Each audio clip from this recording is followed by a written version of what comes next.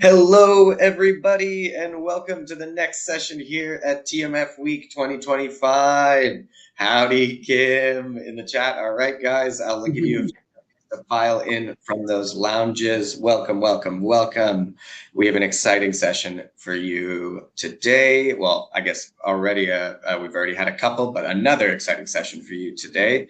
So I see people filing in. I'm going to let everybody file in. Nice. All right. We got 114 people in the crowd already. So guys, welcome to the session. Here's my housekeeping as usual. All sessions are going to be recorded and available at the end of the conference. That's going to be next week. All attendees, you guys are going to receive your certificate of attendance for the entire TMF week. That is also going to be next week. And you were going to do a Q&A session for the last 15 minutes of this presentation. So please use that QA tab on your right side where you can enter your questions. I will be pulling them up for Katie here at the end of the presentation. And then there's going to be a networking break, just like the one that you guys just came out of. So there's a quick little timeline, but you guys know the drill already. And so without further ado, let me introduce Katie Hoover and welcome to TMF Oversight Rescue, Identifying Issues and Taking Control. Katie, the stage is yours and I'll be ready for those polls when you need me. Thank you so much, Danny Gold. Hi, everyone. Thanks to Montreal for inviting me to speak today. I am super excited to bring up the caboose of the whole week. And so here we are with Trial Master File Oversight Rescue, Identifying Issues and Taking Control. So I want to just point out that a lot of times we talk about TMF oversight and it seems like we're talking about one specific trial master file or one specific study. But usually we're talking about the TMF oversight program, right? Where more as a whole, here we're going to be talking about it as more of a holistic idea. And so how to identify issues and take control of your oversight program. I'm Katie Hoover. I'm the founder and principal at Vital GXP Consulting. And I've been in the industry for 25 years, focusing on all different GXPs, GLP, GMP, GCP, focusing also on computerized systems, and for the last 6 years, implementing trial master file oversight processes and trainings. So that's me. So we often have the situation where eTMF compliance issues come up during active studies. And we want to do a mid-study intervention. We don't always have the luxury to start our oversight program at the beginning of the study. Sometimes we need to implement it mid-study. So what are the process improvements, the sponsor service provider alignments, how do we take into consideration the future of TMF oversight? I just want to make this a little bigger for me. Okay, so the situation is, often sponsors will say we outsourced TMF management, and then there isn't a lot of oversight. There isn't a lot of oversight process right at the beginning. They're maybe focused on a lot of other things, or maybe they're newer and haven't had some of the drama that a lot of us have already had. So then at a certain point, then the CRO will say, sponsors never told us they wanted us to file those records. And then everyone else is wondering, what do we do now? And the good news is that it's not too late to implement the new systems. So how do you know you need a TMF oversight intervention? These are so over the years, I've implemented a few different oversight programs, and these are some of the red flags that people don't always talk about. So one of them is sponsor doesn't have access to the primary eTMF system. That's a real red flag. Someone else was talking in another one of the sessions this week about having the metaphor of a clean room. So if your teenager is standing outside your room and saying, my room is 99% clean every month, or every week, then, you never look inside to see if that's true, or if your idea of clean is the same as theirs, then that's also a red flag, right? You're going to want to go inside there. No one's talking about the TMF. So we've been talking about the TMF for a whole week. I'm sure everyone has gone back to whoever they normally talk to and talked more about the TMF. And so if no one in your group, in your study team, or in your company is talking about the TMF, then that's a really big red flag, because there's a lot to talk about. If records are illegible, duplicate, or missing, obviously there's a quality issue. If there are no audit trails or no audit trail review, that's another red flag, because the data integrity is probably lacking, and those are requirements. Alternate filing locations are unknown. So a lot of us have been working with this red flag recently. So it's a very common red flag right now, but it's something that we should definitely be focusing on, making sure we know where those alternate filing locations are and implementing them into our oversight process. How do we handle these other systems and the records inside? And then study team functional groups think only ClinOps is responsible for the TMF. Well, if those functional groups think that, then they are not utilizing that. We're not utilizing their subject matter expertise, and that's a really big red flag that, you know, the system is not telling their part of the story. Right. So I asked AI to give me this view of the study team when they found out that their TMF wasn't inspection ready, and it looks like a lot of headaches here. So this is one of the key risks of inadequate TMF: too much frustration, and we want too much fun. So mid-study fixes are totally a thing. This is mid-study intervention needs to happen instead of end of study chaos, partially because there is it costs a lot of money, right? The more you go with your process that is obviously not working, the more you have to fix at the end, and it causes more and more stress. And I'm going to skip to number 3 here, which is that if you implement a clear escalation pathway, so a lot of times a lot of times people know that their TMF isn't inspection ready, but nobody really knows what to do about it. And so how do you put something into your TMF plan or into your clinical documentation SOPs that says how to raise flags, possibly up into the governance meetings, and sprinkle a little TMF into your governance meeting. Like if you have a governance meeting agenda, just add TMF as one of the potential topics, because then you can, connect those dots, saying, we know we have an issue. Here's who we talk to. After you try to solve the problem yourself. So then let's go back to number 2. It's not you, it's both of you. So I have experienced a lot, and I'm pretty sure almost everyone has experienced when there is an oversight issue, or when there's an unexpected inspection readiness issue.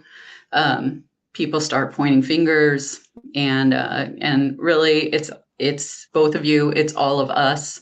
If we really step back, right, we're trying to bring therapeutics to patients, and we're all doing that together. So it's all of us, right? So getting straight to the solution and problem solving is the best way to go about that. So take responsibility and take control now, even if you fumbled early.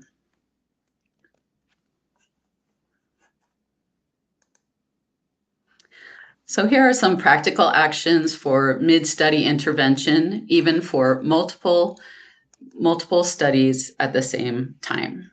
The first thing is educate yourself and others. Everyone here is doing exactly that. This TMF week has been an incredible learning experience for me, and I hope for you as well. Also going to CDISC, TMF CDISC plus TMF interchange, also another great resource for educating yourself and others, reading the regulations, looking at white papers, talking to your colleagues, and hiring consultants if you don't have time to do all of that. There's also such great trainings out there that we can all use to stay on the same page. So looking for that. And then, of course, internet search, AI search, and YouTube. So yeah, there's so many ways to learn about TMF. So please educate yourself and talk to people so that we all can be on the same page and keep moving things forward. So the next thing is to assess and plan. Make sure that there is the capability of the system to handle your GXP process. So you want to, make sure you have the right people, you have the right process, and you have the right technology, especially with audit trails and the ability to check. Now we're moving into having AI tools, which is wonderful. But also you need to pay attention to the company's goals. Their restrictions, are there timelines or money constraints that you need to take into consideration as you're building your TMF oversight process and program? And then are there study milestones and other dependencies that are determining when you need to make improvements and how big those improvements are? Also, we've talked a lot about risk assessments. Risk assessments are becoming a really big part of TMF oversight, and they're at the study team, program, and executive level. We've got compliance is the thing we normally think about as our risks for quality, timeliness, and completeness. But that's not everything, right? So if we're waiting until the end of the TMF of the trial to implement these oversights, there's also can be a much bigger financial burden. Resources can be constrained because you're moving things off your high priority projects over onto TMF, right? And so then if things start getting, if your trial starts getting extended because of TMF, that can be an issue as well. And nobody likes these surprises. So also cultural. So those are more executive level risks. Remember that the CDISC white paper and risk tool have been released in the last few weeks from CDISC. So please take a look there and see if that tool can work for you. So then when I get called in to help a team with their oversight process, I start here with an eTMF Oversight Summary File. It's to gather some important information about how do you move in your roadmap from where you are now to where you want to be, taking into consideration all of the items in that Venn diagram that I was talking about before. So I'm not going to read all of these out, but some of them are study phase, study status, study milestone dates, number of countries and sites. So all of these things can help you make decisions about which platform is best for you, which application is best for you, how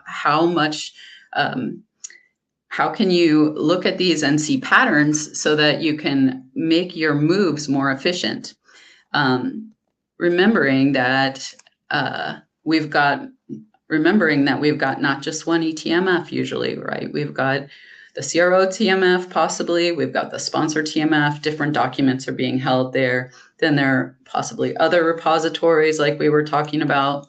And at the end of the study, we want to archive everything together, if not everything together in this nice little circle like I have here. At least pointing to where those other alternative locations are and where they can be held and accessed for at least 25 years. So at the end of the day, TMF is all you have left of your trial. So taking into consideration this roadmap is really important. This is the next step that I do where I start to think about what's the study status for each protocol, what's the primary eTMF system, what is the secondary eTMF system. Sometimes it's SharePoint, questionably planned migration dates, and the archive location. So, if you've got system C, if you've got if you've got your TMF in system C and the planned migration date is 27 and 28, you may look into how you can make things efficient to migrate them at the same time, because then you can double up your mapping, you can double up your migration and all the people that you need for that. So these are just, some things to consider as you're implementing your overall oversight program. So then we get to more process improvement, and here we have a poll.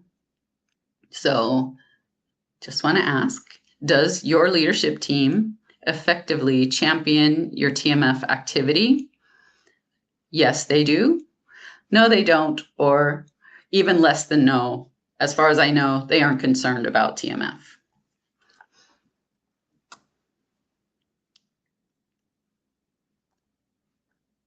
Wonderful.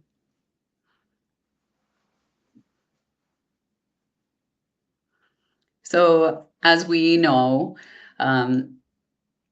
leadership is really key to making sure that the TMF that all groups, functional areas are involved in the TMF, and that everyone knows it's important.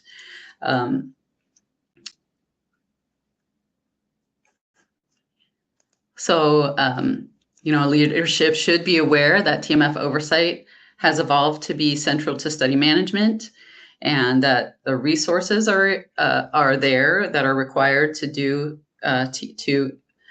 perform TMF oversight and inspection readiness adequately, and based on the risk assessments that they and the full group has decided, and that a compliant TMF is something that is more likely to happen if you start your oversight reviews and remediations early.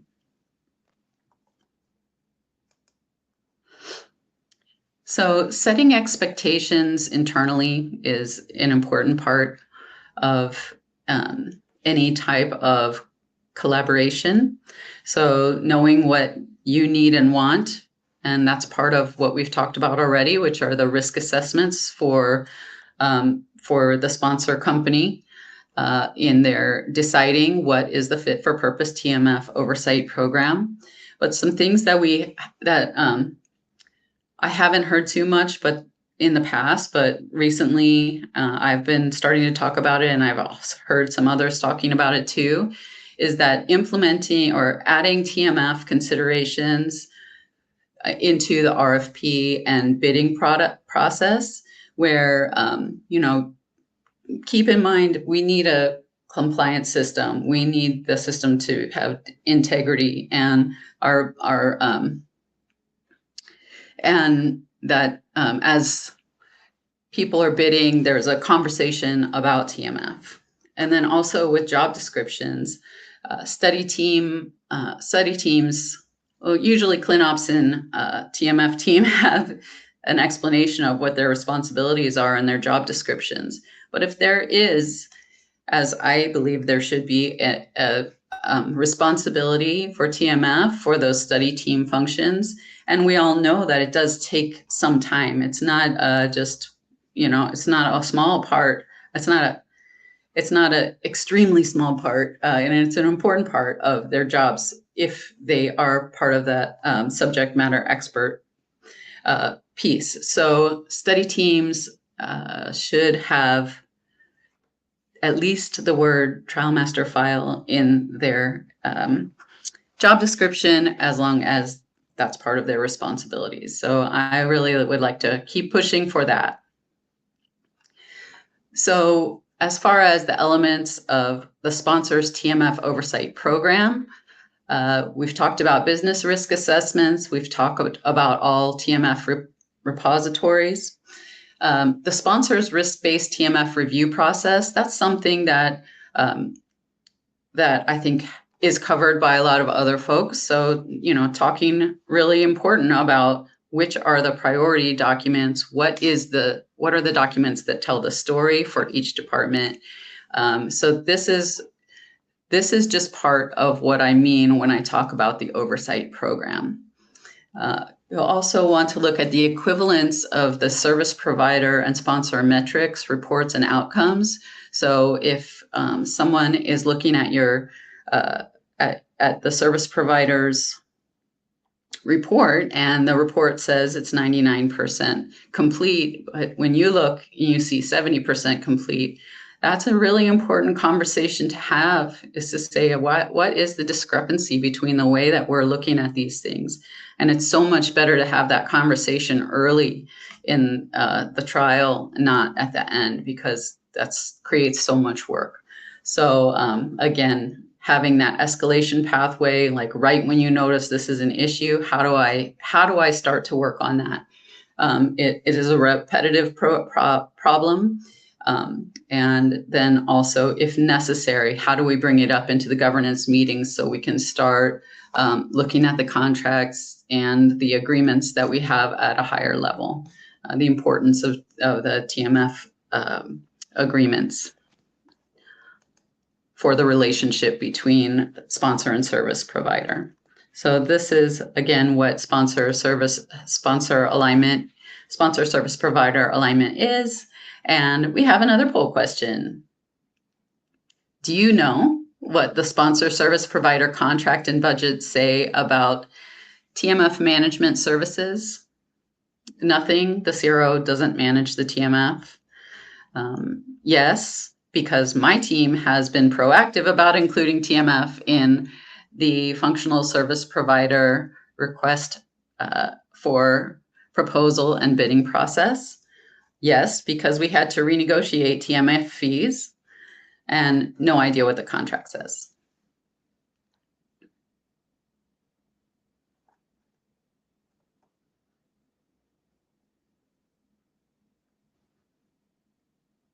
So it looks like people have been proactive, and some people the CRO doesn't manage, so this question isn't really geared towards you. Only a few people have said they have had to renegotiate TMF fees due to misaligned TMF management expectations, which is great. And no idea what the contract says. I really would encourage you to check in and see if you can, if you're having issues with communication. So let's close that down. And then there's one more poll question, I think. Here we go to the next one. Yes. Since it seems like we've got a group that is on top of things, hopefully your answers will say A, but do your TMF indexes or any other formal record include the responsive filing responsibility, including your organization, your sponsor department, who's responsible, which organization is responsible, which sponsor's department is responsible for oversight, and your alternative filing locations. So do you have all three of those? Do you have one or two?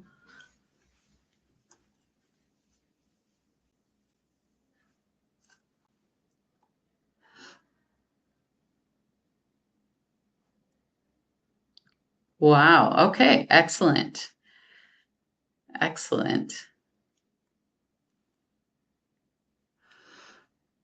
Oh, let's wait a few more minutes or a few more seconds on this one. If you have, I'd love to get a few more votes in here.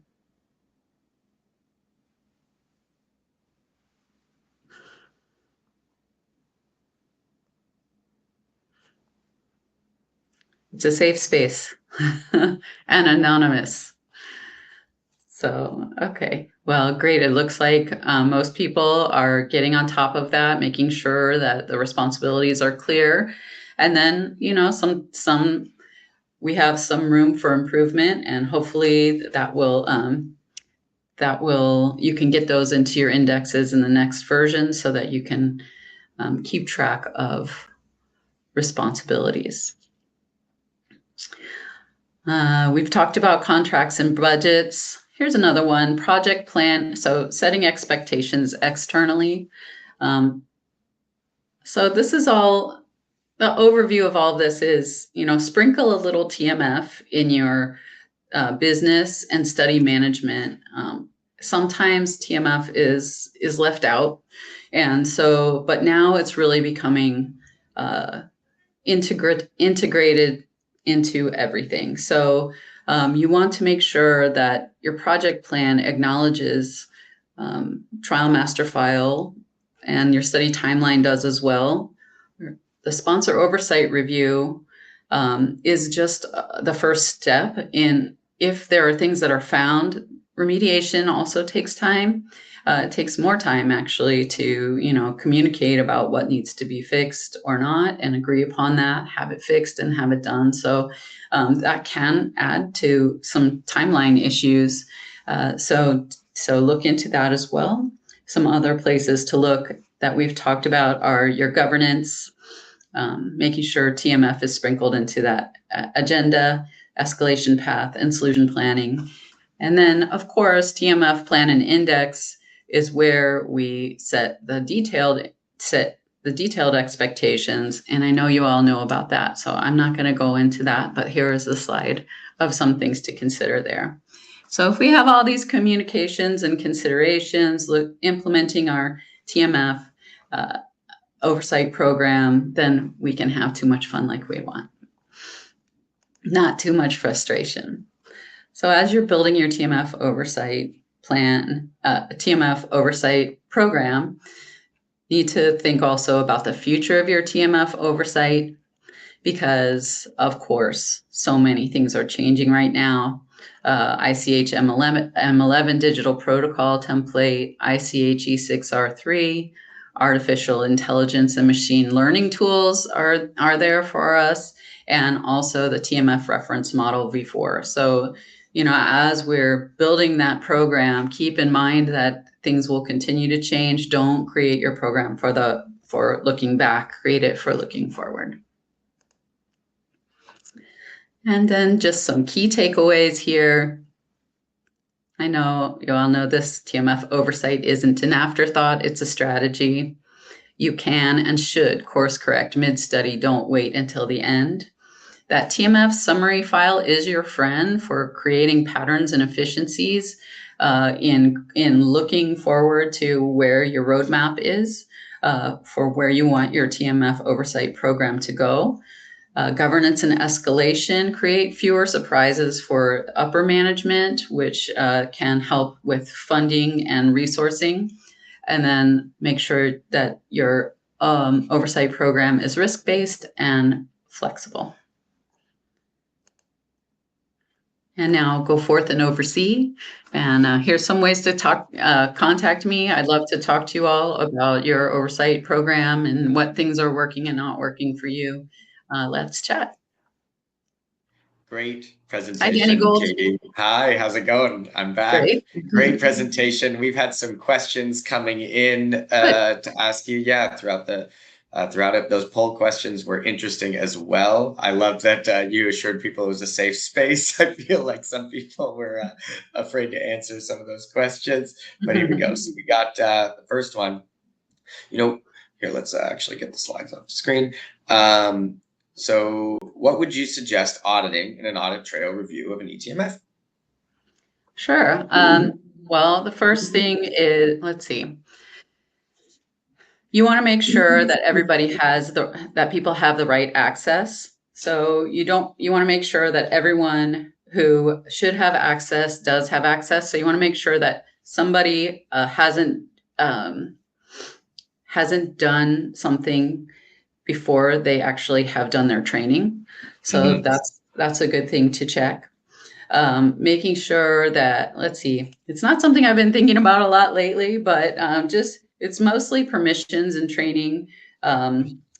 Let's see. Making sure that deleted documents have a reason. Making sure that any changes that are made have a reason. They have documented who made the changes and when.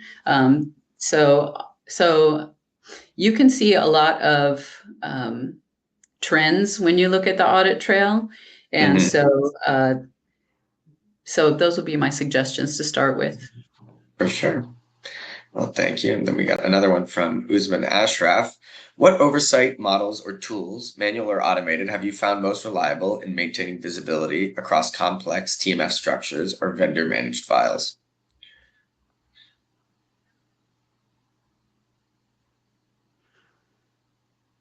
Across TMF structures or vendor-managed files, so meaning across multiple TMF structures? Yeah, I would imagine so. Yeah, either like in a complex situation, like maybe a someone with multiple TMFs, like a sponsor managing multiple different CROs or sites that they're working with, maybe. So the way that I handle this is creating a flexible TMF review process. So you're pulling usually when you're looking at oversight of a process that that process is generally automated. So I generally have a manual way of going in and looking at priority documents that we've selected. So you have because your process isn't already set, right? That's where I'm coming from, because that's generally when I come in. So you want to sort of have your checklist and your manual way of looking at things. You can look at it from a percent of documents, which is sort of old school at this point, but it does work when you first start just jumping in. And then you can look at priority documents that are priority based on your own knowledge or specifically people in that study. So yeah, I know it sounds very manual, and it is, but you're doing the manual work in order to help develop the electronic to develop the tools, and the process. Yeah, exactly. Yeah. And once you come in, once you have a electronic trial master file, you can apply that manual process to it. And there's many systems out there that you find one way or another to kind of apply your manual process into it. So we have another, actually, which I think is a good almost closing one. And guys, if you have more questions, I see them coming in. If you have more questions, the QA tab on the right is where you can ask them, and I will be able to pull them up. But are there any resources you would recommend to those looking to learn more about the future of TMF oversight? I know you went down all of those new regulations that are kind of coming out, but is there any thing you can recommend to those to look into that? Well, I mean, TMF week. Yeah, that's fair. CDisc. So going on to the websites of really any of the vendors who are selling their tools. Usually, they're also looking to the future, right? So there are tools there, and yeah, I would say that also, just I've been creating a list of my own, just like resources that I always refer to. So, if you want to reach out to me, I can give you a list of those as well. Perfect. And then here we got another. What's the difference between the documents that go into the TMF of the sponsor and the CRO and those that go into other repositories? What do you think is the definition of the documents that should be stored in the TMF? So I think this is more, reference model question. Go on. Yeah. So the difference between the documents that go, contracts is something that usually goes into the sponsor TMF. You don't necessarily want them to go into your CRO TMF. I would say regulatory documentation as well is often not in the CRO's TMF because that's really owned and proprietary to the sponsor. And then other documents that are in multiple repository or in other repositories would be like your data, your safety information. So all of those are really in other repositories usually, and then brought together at the end of the study. Perfect. And so with that, Katie, that is all the questions we have. Oh no, we just actually got one. We just got one that came in right now, and it's actually someone I know. So I would hate to skip his question. Sean Hastings asks, at the end of the study, if the CRO has been holding the eTMF, if the agreement is to return the eTMF back to the sponsor, should the CRO also maintain a copy, or would you expect the CRO to delete the eTMF copy once returned back to the sponsor? I like this question. Yeah, it's a very specific. Yes, very specific. I think it depends on your agreements. I tend to say that things should be deleted off of their system. It may not happen in the moment, right? That it's delivered. Probably shouldn't be deleted in the moment, but yeah, the TMF is owned by the sponsor, so yeah, you should have them delete it.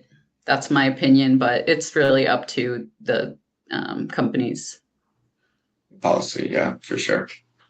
But yeah, no, great question. And like just something to, kind of point out where, in that setting expectations conversation you were saying, right?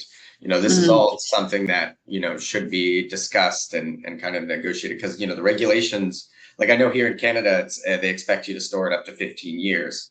And then that can be different, in other countries, right? So it depends on exactly the regulations that you're dealing with as well. And yeah, and something that we talked about in Geneva was that it's at least 15 years. It's not up to 15 years, right? Yeah. So, and it's like 25 for us, 25 years, unless these things happen, right? So that's the minimum. For sure. Sure. And no one wants to do the bare minimum, guys, not in the world of compliance. So we have about 7 minutes left. If there are any other questions to come in. Oh, we just got another one from Jess Milroy. Let's see. Let me share. How would you recommend addressing gaps in the TMF due to non-site compliance? Are there other ways to demonstrate oversight other than NTFs?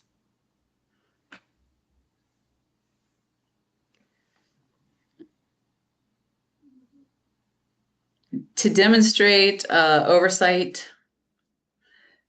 other than NTFs. So yeah, demonstrating oversight is saying we have a process, we are looking at our TMF, and I'm wondering if this is saying demonstrate oversight in your trial or demonstrate oversight over the trial master file. So addressing gaps in the TMF due to non-site non-compliance is it should be discussed within the study teams. I'm more of a process person, so that's something that I don't really want to comment on too much. It's not in my wheelhouse. For sure. But okay, so are there any other questions? So yeah, again, there's going to be a 5 minutes before you get sent out into the lounges, where everyone else will be hanging out as well before the next session. And then I think the next session coming up is here. Let me see. Yeah, the next session coming up, we got Trivia Master File, Test Your TMF Knowledge. So I'm very excited for this. We always do a fun game show style session. We've done a couple, I think, already, this TMF week. So I'm very excited for this. I saw the team making the graphics before, so I'm very excited to see it. So yep, guys, if there's no more questions, let me just check. Yeah, there's no more questions. So I'm going to say it's time for the networking break. We'll give everyone a nice little 20-minute break instead of the 15. And Katie, so thank you again for presenting, especially today and TMF Week 2025. That was a wonderful presentation. We had a lot of engagement, very interesting. I love all this talk about the future and where things are going, and especially in terms of like oversight and compliance. Thanks so much, Danny. Thanks, everybody. Have a great weekend. Of course. Have a great weekend. Bye, everybody.